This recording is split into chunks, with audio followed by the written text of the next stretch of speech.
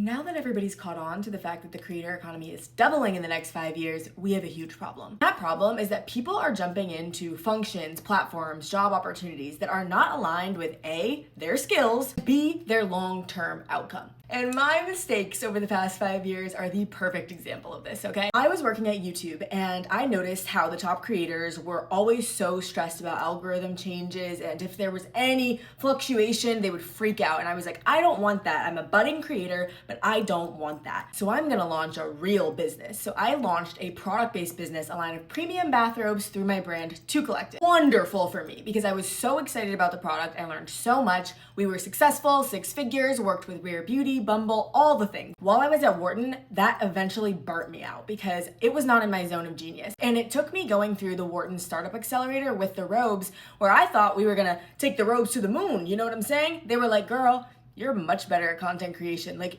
even though this is a great product, you could spend the same amount of time on the robes, on content, and make 10 times as much money. So what are we doing here? And I was ignoring all the opportunities that were actually coming to me through my podcast. My podcast, Too Smart for This. I got a book deal with Random House. Anytime I meet someone on the street, they'd be like, I love your podcast. Working with incredible women and getting to have the best conversations with them. The podcast and my writing is my zone of genius. That's where I need to be putting all of my time and energy, as opposed to running a product-based business. Not to say I will never launch product again, because I absolutely love doing it, but that's just not where the engine of my business should be. I did not want to face that because I really still had a bias at the time from all the people that I had worked with that content creation, influencing and stuff was not a real job or wasn't gonna last a long time. And now 5 years later, I'm the expert they're all coming to in order to start building their personal brand online. And I see this all the time with founders who come to me being like, I need to start a TikTok before I launch my business. And then they have a B2B software platform. Girl, you need to be on LinkedIn. You don't need to be on TikTok documenting your every single day, okay? You just want to be a lifestyle influencer, and that's fine,